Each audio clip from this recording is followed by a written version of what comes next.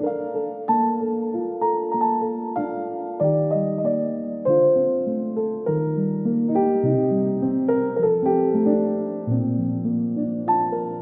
বর্ধমানের কালনা হলো মন্দির নগরী, যেখানে জায়গায় জায়গায় ছড়িয়ে রয়েছে ইতিহাস ও বাংলার প্রাচীন শিল্পকলা।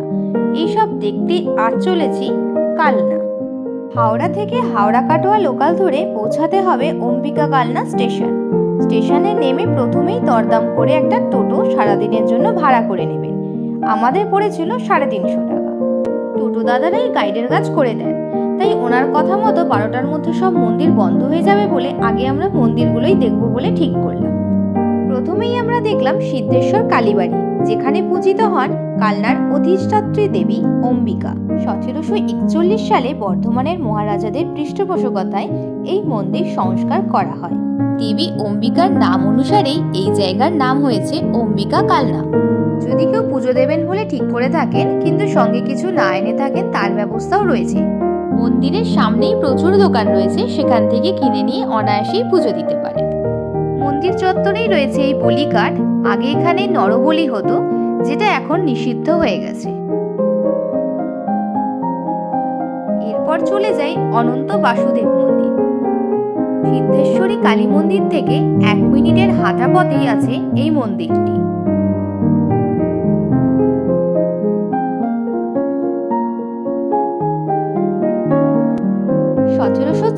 সালে রাজা ত্রিলোকচাঁদ এটি নির্মাণ করেন। অপূর্ব সুন্দর মন্দিরের কার্যশৈলী, কি শিল্পের কাজ!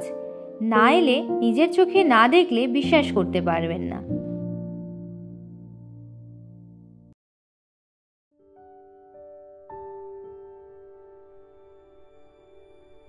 এরপর আমরা চলে যাই গোপালজি মন্দির। রাজপরিবারের কৃষ্ণচন্দ্র বর্মন 1766 সালে এটি নির্মাণ করেন। এই মন্দিরটি হল 25 চূড়া বিশিষ্ট।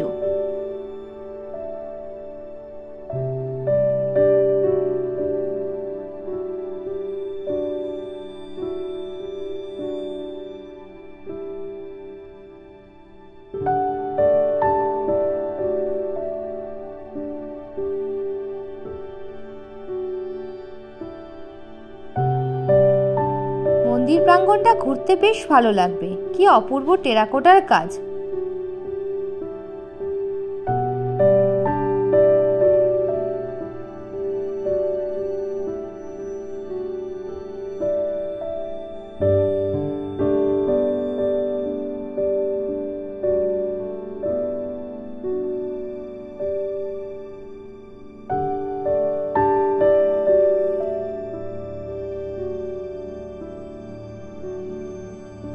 এরপর আমরা চলে যাই ভগবান দাস বাবাজির আশ্রম তথা ব্রহ্মবাড়ি এবং পাতাল গঙ্গা। 1870 সালে ভগবান দাস বাবাজি এখানে শ্রী রামকৃষ্ণের সাথে দেখা করেন। এখানে ওনার সমাধিও আছে। এই হলো মহাপ্রভুর বিবাহস্থল। এইখানেই মহাপ্রভুর একটি মন্দিরও আছে, যেখানে ফটো তোলা নিষেধ, তাই সেই মন্দির আপনাদের দেখাতে পারলাম না। তবে এই কুলতলা দেখতে পাচ্ছেন, এখানেই নাকি মহাপ্রভুর বিবাহ হয়েছিল বলে কথিত আছে।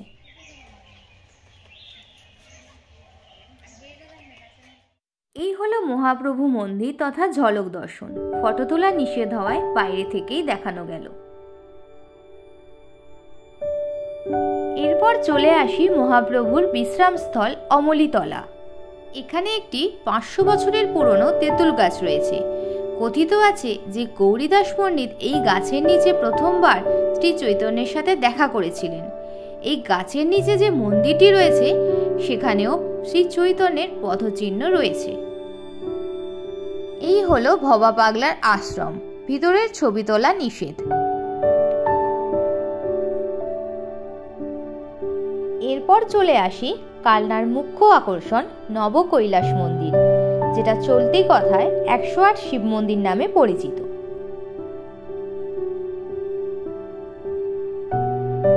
বর্ধমানের মহারাজা তেজচাঁদ বাহাদুরের পৃষ্ঠপোষকতায় 1809 সালে নির্মিত হয় 108 শিব মন্দির। সমকেন্দ্রিক দুটি বৃত্তের জ্যামিতিক আকারের মন্দিরগুলি অবস্থান।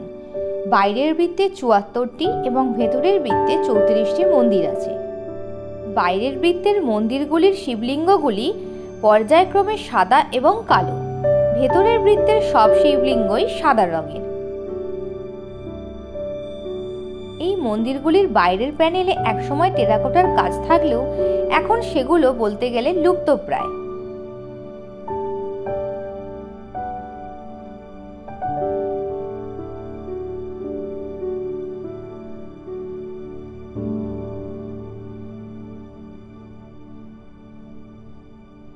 কালনায় আমরা টোটো বুক করেছিলাম সকাল 10টা নাগাদ।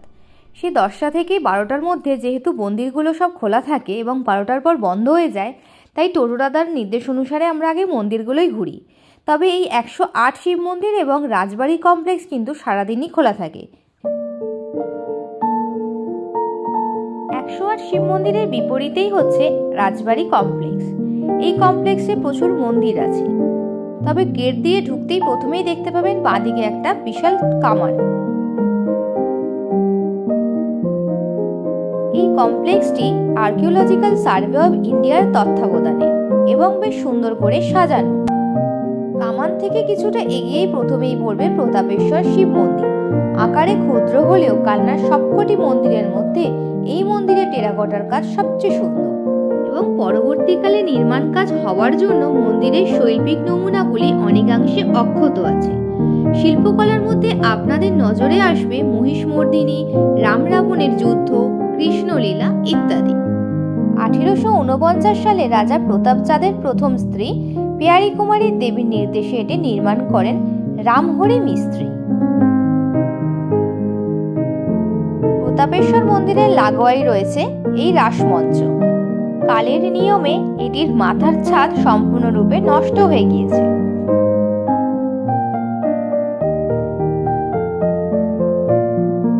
এরপর একটু এগিয়ে ডান দিকেই পড়বে কৃষ্ণচন্দ্রজি মন্দির। 1751 সালে এটি নির্মাণ করান রাজা ত্রিলোকচাঁদ তার মা লক্ষ্মী কুমারী দেবীর উদ্দেশ্যে। নাম থেকেই বুঝতে পারছেন মন্দিরটি হলো রাধাকৃষ্ণের মন্দির। এই মন্দিরটিও 25 চূড়া বিশিষ্ট। এই প্রসঙ্গে বলে রাখি, পশ্চিমবঙ্গে মোট 5টি 25 চূড়া বিশিষ্ট মন্দির আছে, যার মধ্যে 3টির অবস্থান কালনাতে।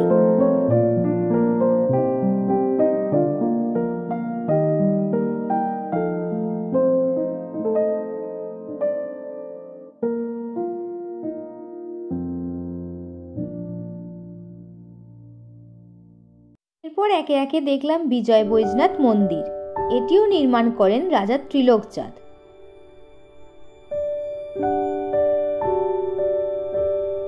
এরপর দেখি লালজি মন্দির। 1739 সালে রাজা কীর্তিচাঁদ রায় তার মা ব্রজকিশোরী দেবীর উদ্দেশ্যে এটি নির্মাণ করেন। এটিও 25 চূড়া বিশিষ্ট মন্দির।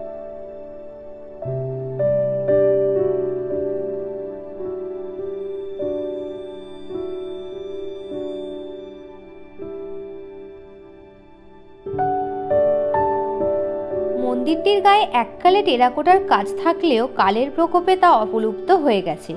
লালজি মন্দির কমপ্লেক্সে এই আরেকটি মন্দির আছে, যার নাম গিরি গোবর্ধন মন্দির।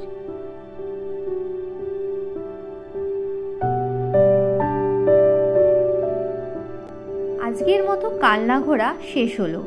এরপর আমাদের ফেরার পালা। আবার দেখা হবে নতুন কোনো জায়গার সন্ধান নিয়ে।